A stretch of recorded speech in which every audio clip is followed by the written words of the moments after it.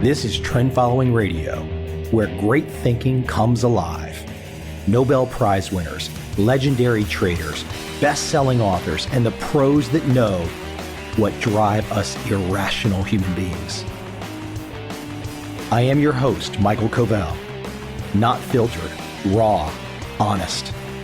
That's my passion.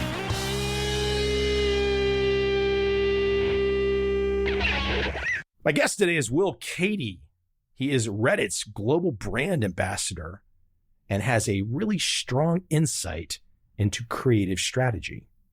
His new book, Which Way is North? A Creative Compass for Makers, Marketers, and Mystics. Look, maybe you just got a 9-to-5 job and you just clock in and you don't care. Okay, why are you listening to this podcast? But if you've got a creative bone in your body and you want to maximize your life and you want to figure out how to invent something, to write something, to create something, to trade something, to code something, my guest today, Will Cady, brings a certain perspective, a certain sensibility that will help you to get into the headspace. Without any further build up from me, without any further delay, let's jump right into my guest today, Will Cady. I hope you enjoy.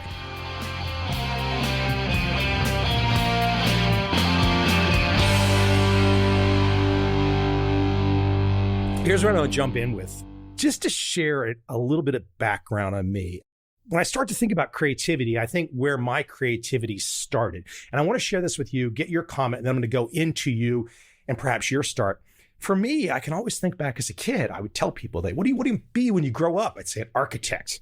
So I was always sketching houses or mazes or something like that. I remember being in high school, and I'm dating myself, but they're still pretty popular, heavy metal band called Iron Maiden, and they had a character called Eddie, this like demon-looking creature, which I was always sketching everywhere. But, typical high school and then college in the 80s into the 90s. Okay, I'm just going down whatever path, business school, this, that. But then a funny thing happened on the way to the show. The internet started, and I hired a Russian programmer to build a 4-page website for me in 1996. Just gave him a bunch of money. I think it was $4,000.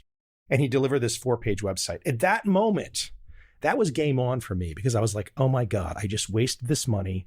He clearly didn't know what he was doing. His creativity was terrible. Like it was like in an instant, I knew I could do better. At that moment, I have to own this. This is me. From that moment, then went into ultimately 8 books, a documentary film, all this podcast episodes, etc. But it started with that. It started with going down this path, trusting other people for my creativity, not even allowing myself to imagine that I could really do it. It's just a business expense. I don't really have to think. And then realizing, oh no, that's not the way that it works. I should also say, I remember being somebody in the late 80s, early 90s, really wanting to be a user of a Mac. And I had Macs back in the day. And I remember being fascinated by Steve Jobs and the Macs. This was long before he came back and really took over things again and turned it into the Apple we know today. But I was so fascinated about that graphical user interface compared to everyone at the time telling me, hey, Mike, don't play with those toys. Come use DOS. DOS is wonderful. So this was the setup that put me down the path of where I am. And what do I do exactly? I'm not really sure. I don't know if it really matters, but I love creativity. I love it. I love it. I love it. So you know why I want to have a conversation with someone like you. What do you think when you hear that kind of story? That brings up a couple things for me. It's such a great story. There's 2 elements. One is it resurfaces a conversation I had with somebody earlier this week about the tension between authenticity and delegation. Authenticity is a really big theme in the creative conversation and in the marketing conversation. A lot of places right now. It's a word that a lot of people are throwing around. I don't know if all of us really know what it means, but when you are trying to build something and you are asking for somebody's help to do that, it's difficult for their rendition of your vision to be authentic to you. So that's the first thing that I heard in your story in terms of discovering how to be a global internet citizen. Wow, I could build something and I could work with anybody, anywhere in the world. The possibilities are limitless. And then you hit the boundary of, oh, well, sometimes when somebody else does it, it's not actually that great. And then on the other point that your story brought up for me is that great tension between an Apple computing system and a DOS computing system, which is creativity with maximum control, freedom, or creativity with constraints. As far as my arts education goes, it was constraints that we worked with the most. So you take a songwriting class, for example, and one lesson that they might give us would be you're only allowed to write a song using words you find in a newspaper. And that's a constraint that, because of the constraint, ends up being a fuel for creativity, because you almost want to rage against it in a way, or you want to defy it, or it just opens up something for you because you have to bypass your pre-existing neural pathways with how you come up with ideas. And I associate Apple computing with creativity through constraints. You don't have maximal control of the system, but it's pushing you into these environments that at their best are optimized for being able to make creativity easy to use. But sometimes that supports creativity, sometimes it doesn't. The other side of the spectrum on DOS is difficult to master. I think I want to reflect it back on you on that spectrum, easy to use, difficult to master. Where do you like to be? Well, we all want to say, well, I want it to be easy to use, but the joy and the fun doesn't happen until you've gone through the difficult to master process. Yeah. I'll give you an example. I've been working for the last 4 or 5 years on a film script. When I started, okay, I'm an author of a bunch of books. This should be easy. No, because there's constraints. There are rules. If you want to make a film, it's not because these rules are there just because someone said they should be there. They're there because to make a film involves a lot of people. So you have to have a blueprint structure. That's what a film script ultimately is. Now, however, once you get past the rules that you do have to deal with, there's a lot of joy in figuring out how to work with inside that process to do something creative that perhaps no one else has ever done. And that is exciting. That is fulfilling. It makes you wake up every day on fire, excited, and you can't stop.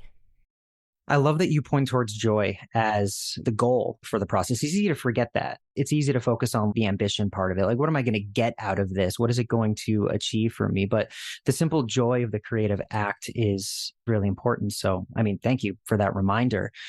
But also, let's see if I can not get too technical here.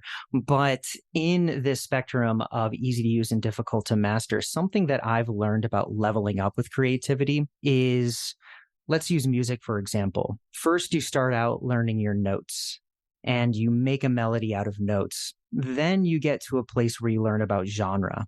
And when you can use genre the way that you used to use notes, now you're getting towards mastery. And so you start down at the soil level of something, learning the very basics, and being able to have a dexterity with notes is a really important skill that some of these easy to use interfaces don't really give you the opportunity to learn about.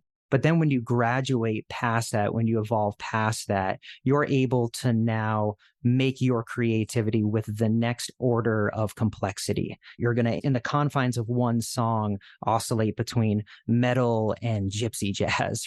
You're creating a new genre in that intersectionality. Or in creating a film, writing a story, creating a book, you can use these different genres, these different frameworks, these different story arcs, or exchange different expected tropes or cliches that belong in one genre and go in another. And you can create something truly unique. So there's a process of growth, I think, that begins with, if you're willing to face that complexity on the beginning stages, you can really achieve a higher mastery in the later stages. So many people, I do believe, if they come across someone like you, your work, okay, plenty of really smart people get it, and they know I need to be in this headspace. But a lot of people will think, it's just an expense. Someone else can do it for me. I don't have to think about that. And so much of the, quote, business thinkers, this isn't really discussed in the, quote, business schools. It's really not. If it is, it's discussed by professors that really don't know what the hell they're talking about. I'll share a story. I've got a friend that I've met in the last handful of years. I won't name him, but quite successful. Ultimately, his profession is design. I won't name the product. He ended up having one of the most successful brands ever. It's still a brand you'll see in every mall. And he made billions of dollars out of it. Now, if you meet this gentleman, he is obviously, by Wikipedia standards, by all business standards, He's a huge success. However, when you talk to him and you see what really drives him, it's design, it's creativity. The design and the creativity is what drives him. Even after all of these years, these decades of being at what he's been at, it's the design, the creativity, that excitement, that fun, the idea, the spark of a new piece of creative work.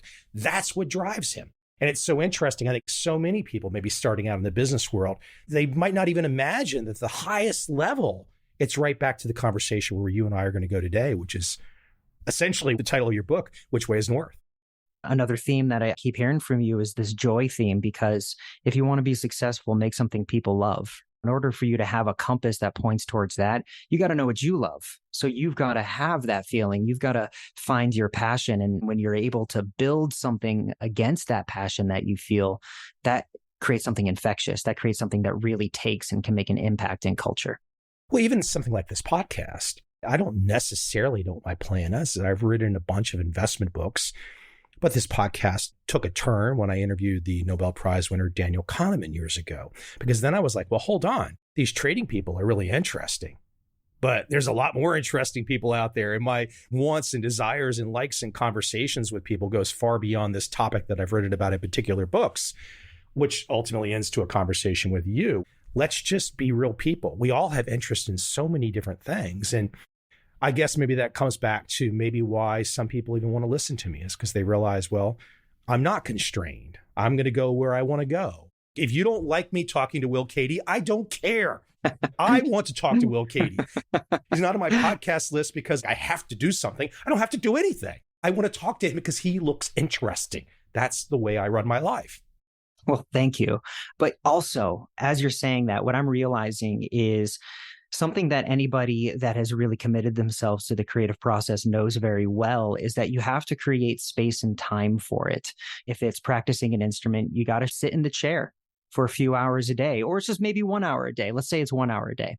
Or if you're trying to come up with your next big business idea or figure out how to be a master painter or whatever it is, you've got to make that time. There has to be a container for that inspiration to show up. And I think what's super interesting about having a podcast like you do is that you're sharing that container for yourself with the world. And you're also inviting other people like me into it. And it's captured and it's shareable. And these are the spaces where creativity happens, these kinds of conversations. But this time, there's a record button. Yeah, but I don't sometimes even know if there is. When you go on a conversation, do you think about what you're saying or do you just talk? I talk. Yeah. I tap my experience as an improvisation when you're taking a solo and you've got to play a melody that is interesting. It's the same parts of my brain and heart that I'm activating, but the instrument is my voice and my words. Which way is north? Tell my audience, describe yourself in terms of which way is north so people understand the concept, at least before we start to dive in deeper. So the subtitle of Which Way is North is A Creative Compass for Makers, Marketers, and Mystics. This book is the output of me having to reconcile those three identities that were really embarrassments to each other for a while. How could a marketer be so naive as to buy into the mystical? And how could a mystic be so cynical as to have a job in a corporate world? And what is the role of the creative in terms of being authentic and true amongst all of that? What I found through my path, and it's really the last 10 years, is that these three actually can work in alignment with each other because the mystic sees, the mystic knows how to channel inspiration. The maker makes, the maker knows how to express what they see, how they see the world. And then the marketer shares, they know how to bring it to market. So I thought that they were in conflict, but the truth is that they're all aligned. This has been my identity project. I suppose in some respects, I'm putting a beacon out there. Is anybody else feeling this way? Is this an identity that other people relate to? And so far, the answer has been a resounding yes. There's a lot of people that dip into these three spaces that you would think would be at odds. How did you unfold as a kid? I can remember them putting a saxophone in my hands as a youth, and it didn't really work that well. I wasn't inspired enough to keep practicing and whatnot. But how did you work as a child when... Okay, yes, there are elements of society where creative children are noticed. Maybe they get slotted into a certain direction or whatnot. But for me, I guess I was probably just viewed as a typical child. So whatever creative impulse I had, there was never any opportunity for me, unless it was going to be something like if you play music, which I didn't. But the other creative options seemed to be non-existent in terms of going through the typical schooling system. How do you see where we are today in terms of facilitating young people to believe they have this creativity and, hey, yes, you can take a chance. And hey, yes, you don't have to clock in and be a quote government employee 9 to 5 for the rest of your life. And I'm not knocking government employees, but look, life can get boring in some jobs. So we are talking about creativity. Share with me some of your feelings about early you. I am extraordinarily fortunate that my parents believed that I had something worth investing in from a young age. When I was about 4 or 5 or so, they started to think a lot about my future. They were very involved with my teachers. They took out financial aid grants and we got scholarships and took out some loans in order for me to take a different track with my education. I went to an art school and ultimately to Berklee College of Music to further my study in music. That path into creativity specifically, that began at 13 when somebody put a guitar in my hands. But before then, it was STEM. I wanted to be an astronaut. I was lucky enough to go to space camp. And I was, as a kid, really interested in relativity and quantum theory and the solar system and how all of it worked. And I thought that I was going to go in a very science-oriented direction. My parents were there through that turn.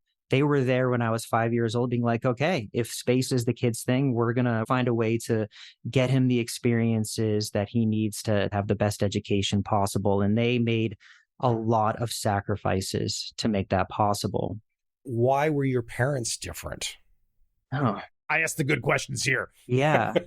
It's such a special question to me because they're gone. I think about them every day with the gratitude that comes with a life that's complete.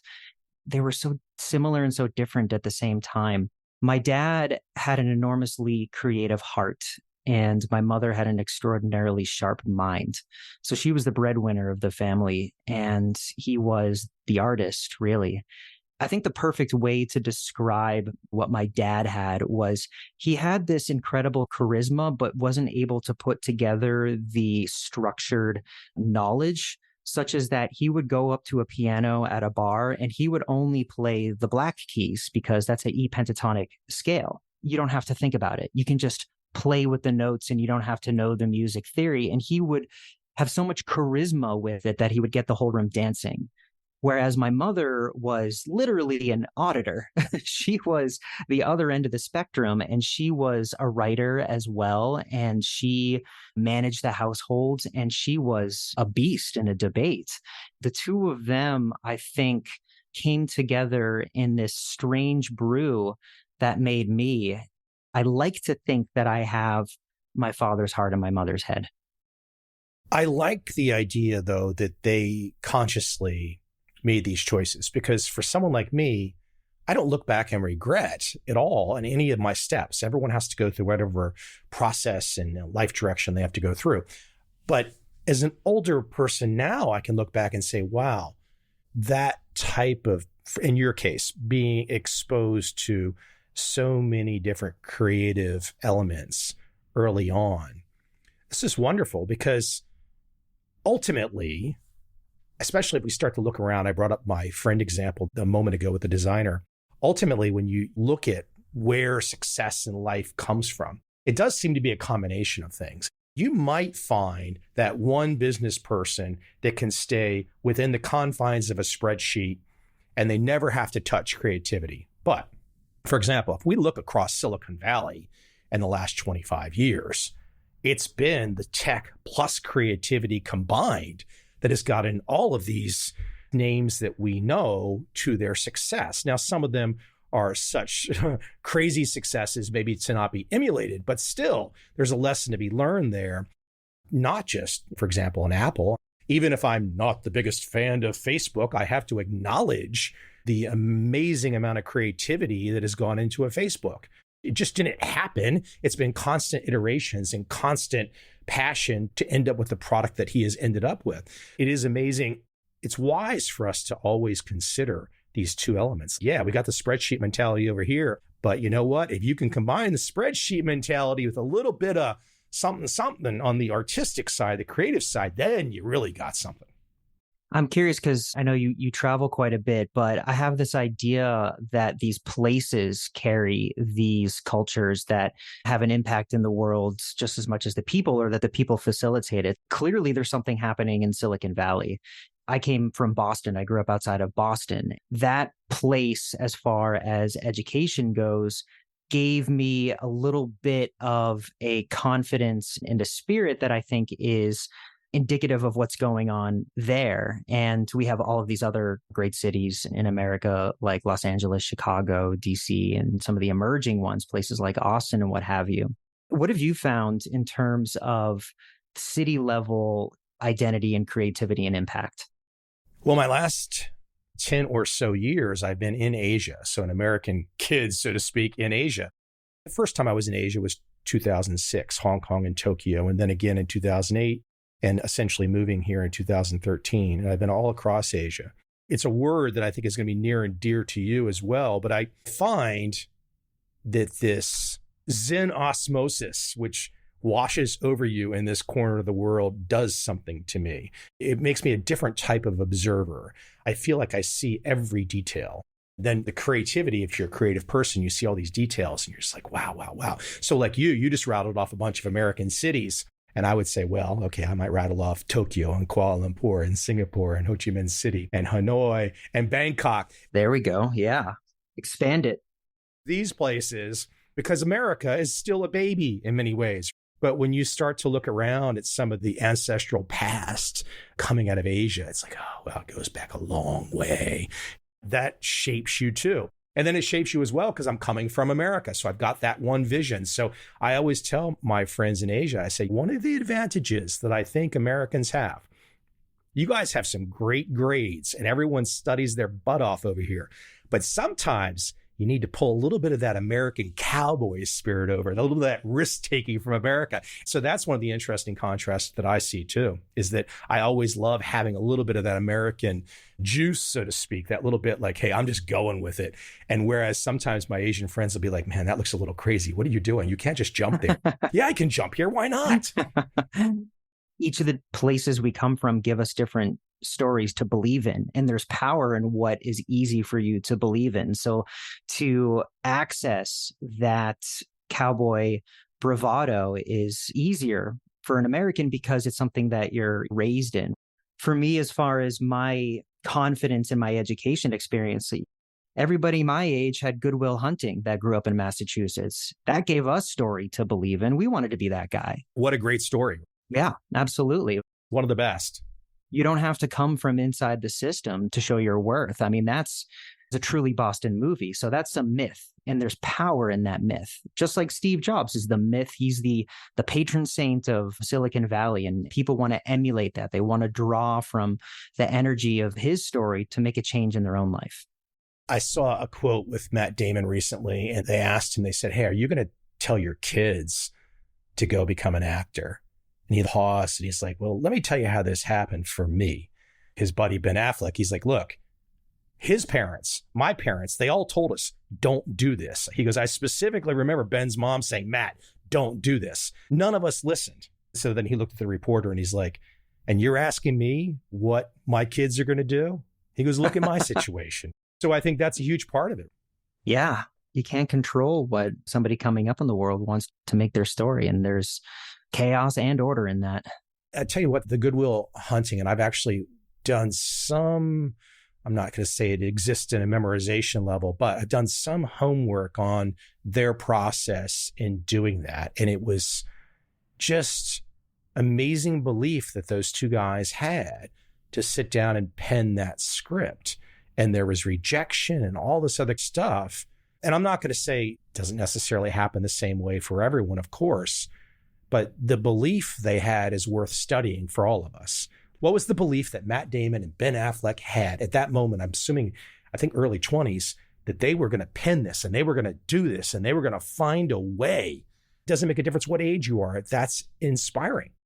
I totally agree. And I think that film was an allegory for their spirit at that time as Bostonians. I mean, they spoke for everybody in the region. It's a myth for the young Bostonian who's got something to offer to punch up in the world and take everybody by surprise. Those two characters that they wrote, I know dozens of both of those guys because that's who we are in that region. And so they told a story about one of them who makes the grade. In telling that story and channeling that story, they did it for themselves too. That was their breakthrough.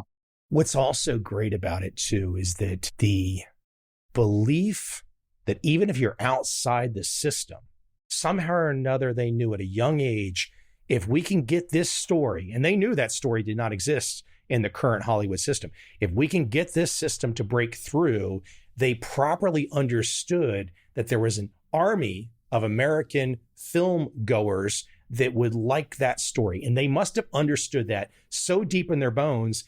And they understood also that no one in Hollywood understood it.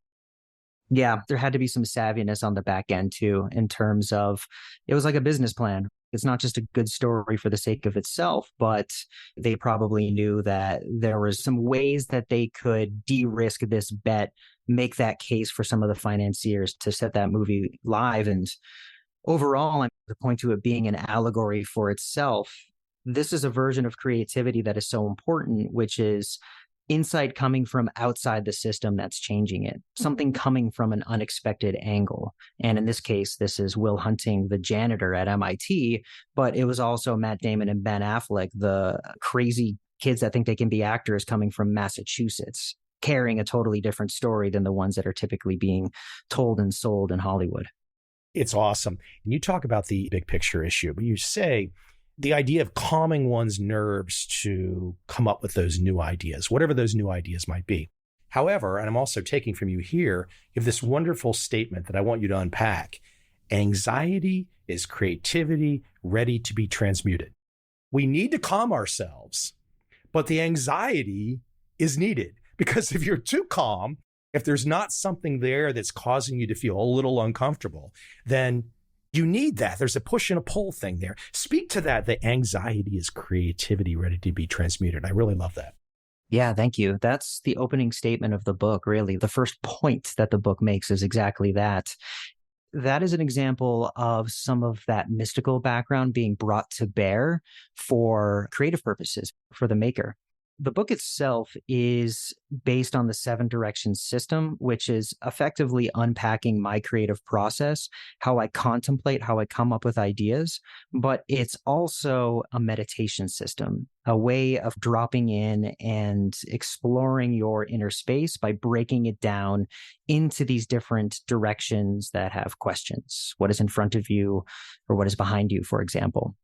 By calming your nerves, that's part of the breathing into a meditation practice that allows you to go into a space where you observe what are the feelings that are arising for me and what are the stories that those bring.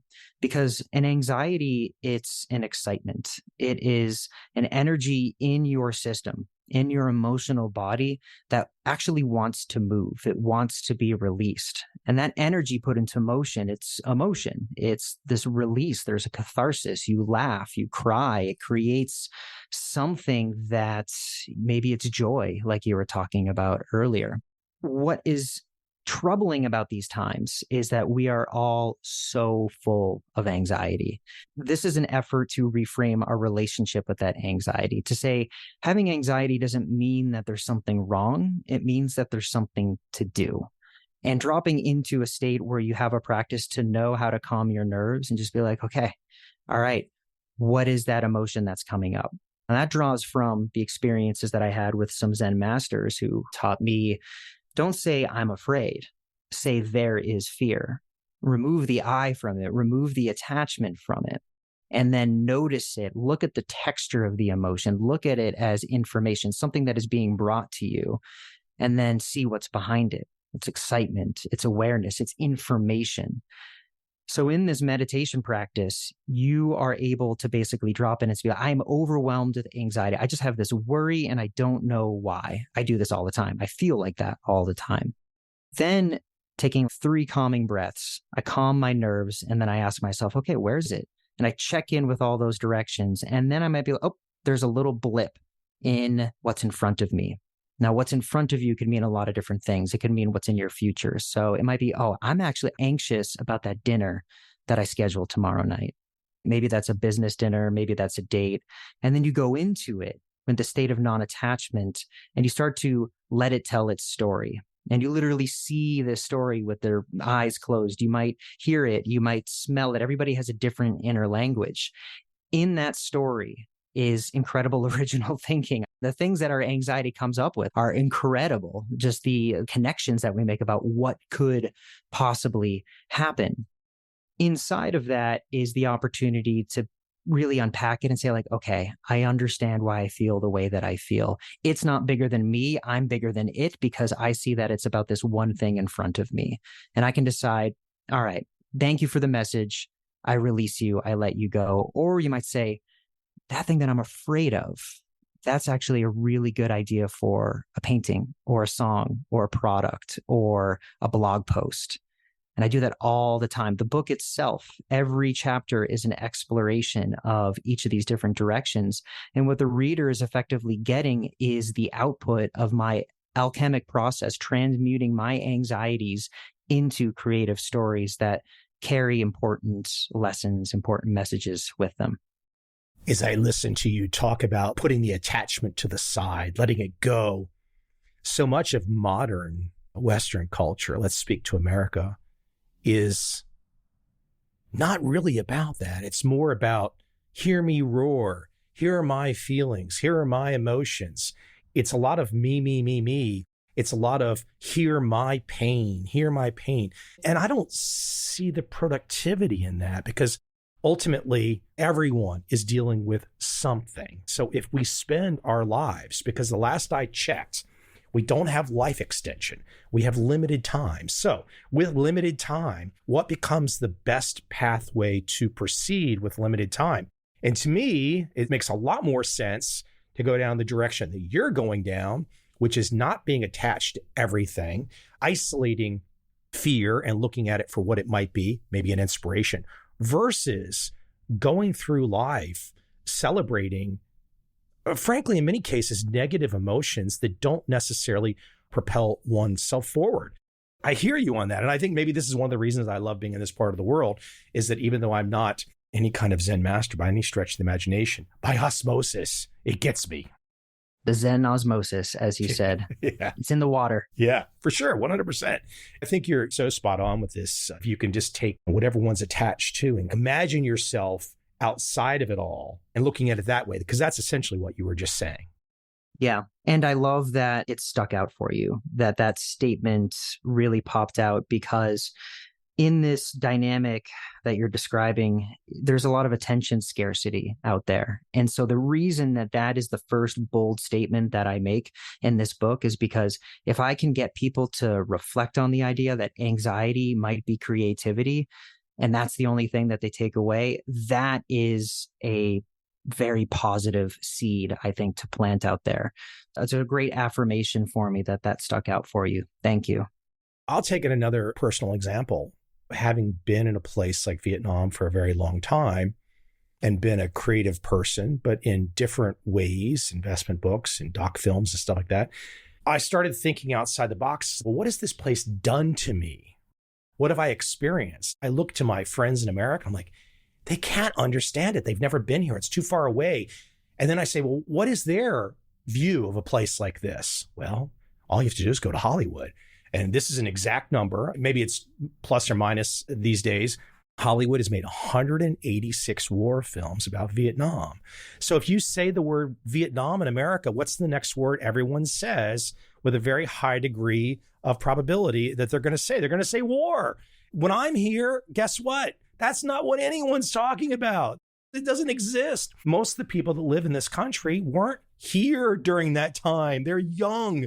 It's like asking a Gen X guy or a millennial what's their feeling about World War II or the Korean War or even the Vietnam War. They don't know. This was creating an anxiety in me because it was like, wow, I'm experiencing this, I'm living this, but people that I know that I grew up with, They can't relate. They can't understand. How can I bridge that gap? And this gets me inspired to try to, which I'm in the middle of, a screenwriting process. It's that anxiety of wanting to share because I see so many people that don't understand what I've had a chance to experience, which is wonderful, what I've had a chance to experience. You said a lot of really important things there. And the one that I want to jump to is what you started out with in terms of the experience that you're having in seeing how this different environment is affecting you. For anybody listening, I really want to emphasize that there is a lightweight approach to what we're talking about here. Because for a lot of people, creativity can feel really cumbersome. For a lot of people, meditation can feel really cumbersome. This idea in terms of this relationship with anxiety of having a practice to be able to just clear it out is so incredibly important because in particular for modern people and for modern Americans, we are so full of gunk because there's so much that is being put into us to tell us how to feel, to make us feel certain things, that we lose connection with what it feels like to be clear of that anxiety and also what it feels like to be us, such as that when we step into a new environment, we're able to appreciate it for the fullness of what it is. That's clearly something that you're able to do going into this environment is you're not taking those preconceived notions and biases and stories with you to look for war in this place. You're able to clear it. You're able to shed it out so that you can let whatever it is in reality come in the way that it wants to present itself to you. That is a good way to just be a person, let alone come up with a creative idea. You've got this line in your work, why create art if it does not express truth? The truth is, and I think this would apply to most people, if you show up to a place, this could be any place around the world, that you have a preconceived idea of what it is, and you get there and it's something else, and you see the something else on the ground, immediately it changes you. It rewires you. The DNA flips on a dime. That's just how it happens. What's really interesting with you is I sit here, it's almost like, I'm not saying you're the therapist, but it's almost like talking to a creative therapist. I throw this stuff out as examples, as grist in the mill, to let you play with and let you analyze, which is just fun. And I think that's probably why you've had success, is because you can listen to and you can see and you can analyze, whether you're walking into Reddit or whoever you might be working with, you can quickly see that we are all similar, regardless of what we're dealing with, what our story is, what our experience is. And you seem to be very good at holding up the mirror and letting people look in the mirror. Thank you. That's the music education. Being able, especially as a bass player, a master bass player is one who could step into a room of discord and play one note that makes it all sound good. My favorite bass player of all time, I don't know your age exactly or your experience, but my favorite bass player is Geezer Butler. Nice. Nice. You're a metal guy. So you knew. So there you go. Wow. I'm impressed. I was actually pitched as an opportunity to interview him. He had a new book coming out, but it has not happened. I said, that's the only person I want to talk to. I just want to talk to Geezer Butler. The book hasn't come out yet? I think it's out, and I don't know. I'm not sure. He probably doesn't have to talk to anybody he doesn't want to talk to. I hope you get that. That would be a great conversation to listen into. There is something about that. As a casual musician, it's something you might not necessarily, and this applies to myself, until you get a little bit older. And then you start to realize, what's that rhythm going on back there? What's that pounding going on back there? What's really pulling me in? And so sometimes we don't necessarily, and you can speak to this, we don't necessarily realize how good the bass player is for that band that we all liked or whatnot. You're preaching to the choir here right now. I'm trying to think of who else would have really jumped out at me in terms of, some of the rhythm and blues guys, the Stax guys back in, those guys, was it Booker T and the MGs? Those guys had a pounding. The foundation for the Blues Brothers band ultimately was how they got famous, but they were famous before that. Green Onions and all that stuff. Yeah, those session players were assassins. And my first semester at Berkeley, they brought Al Cooper in and he played Green Onions on the organ in the auditorium for us. And it was like, know your history, kids. That was really what they were telling us in that moment. It wasn't just him. They brought in the session guys, the session gals, just these incredible players that are on all of these different records that make these songs move. You don't necessarily know their names. James Jamerson is on every Motown track, one of the greatest bass players to ever live. And there's some stories about him called In the Shadows of Motown, because that's where they stood. There's a humility to that. And there's a really cool blue collar working man archetype to just showing up, and they would clock in and clock out and just mint hit records, 10 of them a day, something like that. And that was their gig. James Brown's band. Oh my gosh, just unbelievable. I love going back sometimes and looking at old concert footage. I was literally watching James Brown in Zaire in 1974 yesterday morning because it came in my feed and I'm like, okay, this is happening. I just put it on. It's really when you step outside of the context of those times and then look back into it and just see the energy that they had. Obviously, I'm a musician, but I think everybody should spend a little bit of time not engaging with what's going on right now, but just put aside 30 minutes a day to look at some old concert footage from what was going on back. I've done the same thing with some of that live James Brown stuff, and it is absolutely amazing. It's one of a kind. It doesn't exist anywhere else. You know this. He had a penalty system that if guys screwed up behind him, he would click his heels or put his heel down in a way and was fining guys while he was singing if they were screwing up the music behind him. Now that is badass. Yeah, infamous. Every musician, I think, ends up learning that story. He becomes a character in your head. The ghost of James Brown is penalizing you when you make a mistake once you hear that story. A great jumping off point or a side tangent there on we bring up James Brown. Some people might be listening and they think, well, they know something negative about James Brown. Okay, there's something negative about everybody. I know James did some things that were untoward and all that stuff. But in the moment, when you just say before anything went wrong in his life or this or that, you talk about that concert footage from Zaire.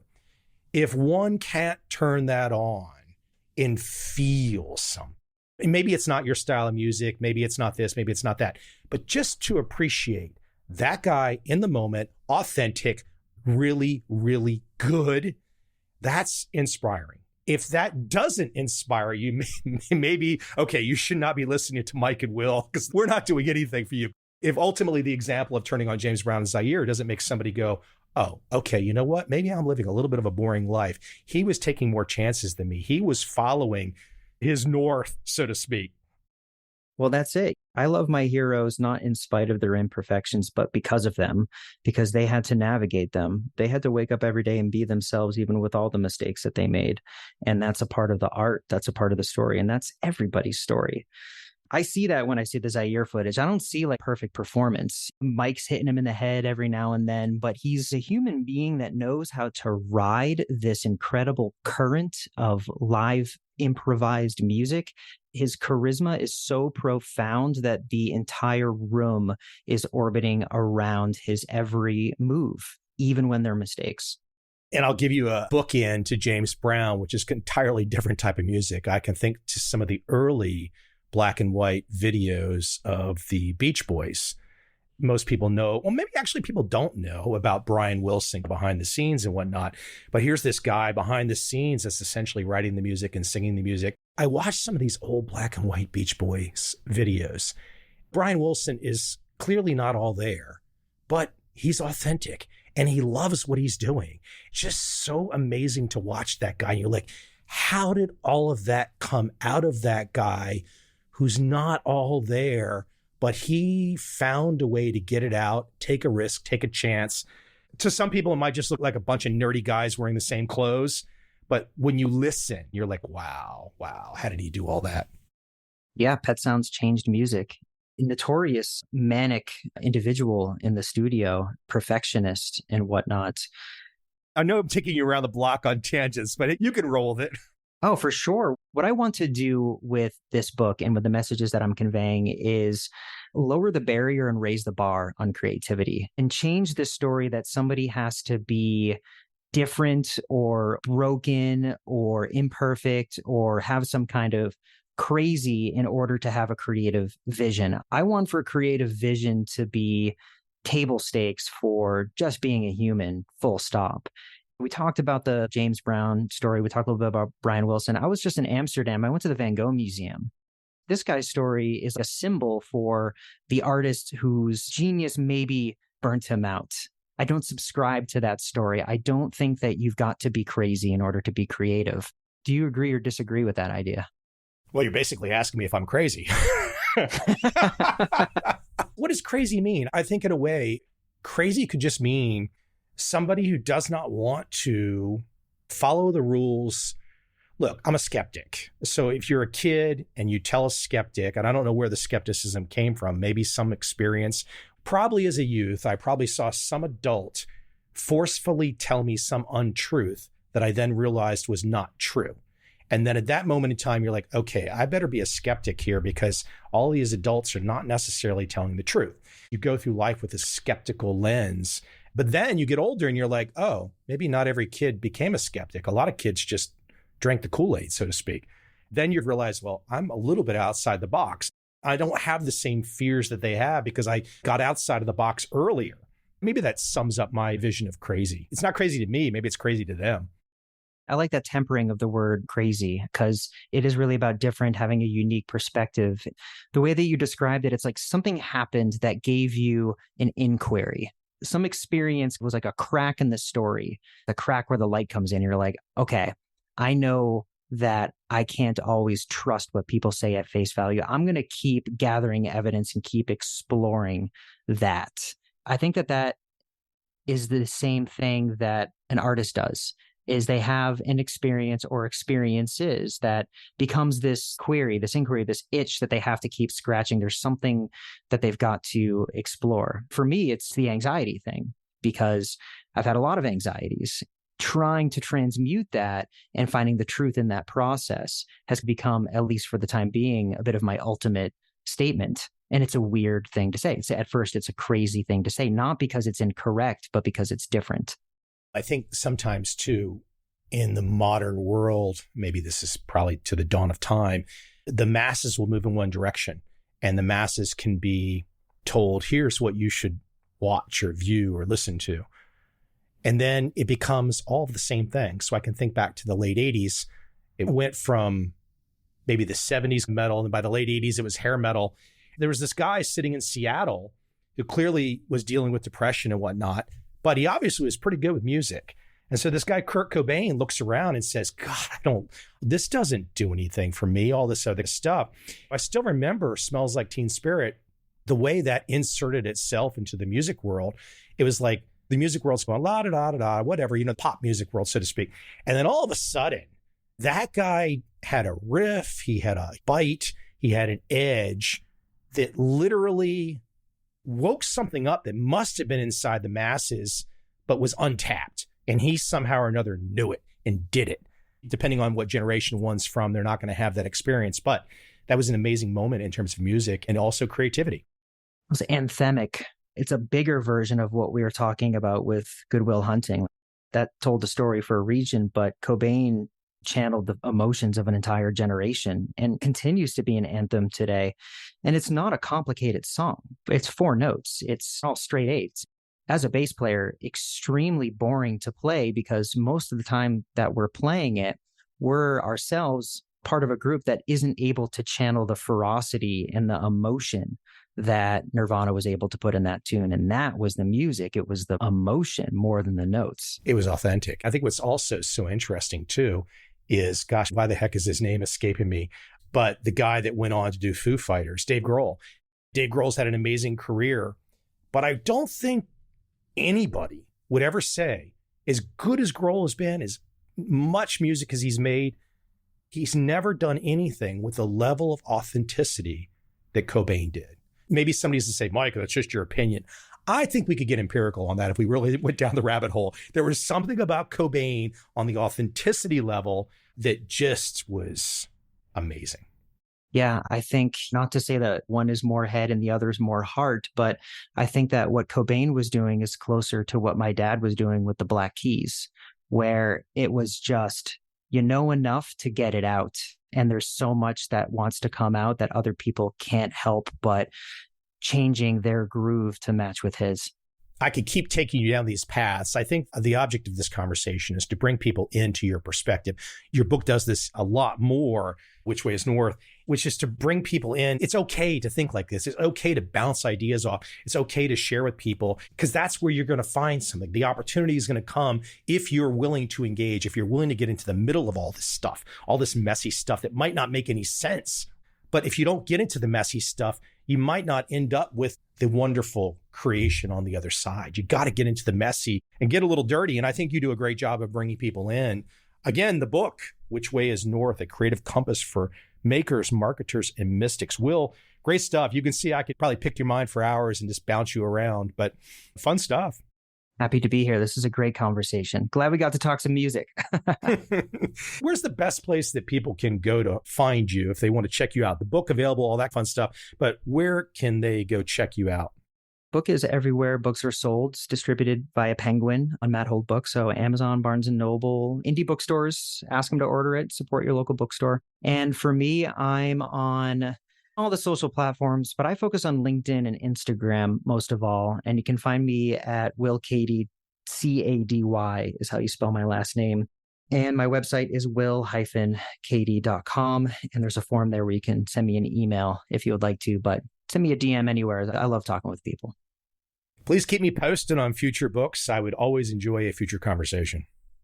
Would love that. Thank you so much.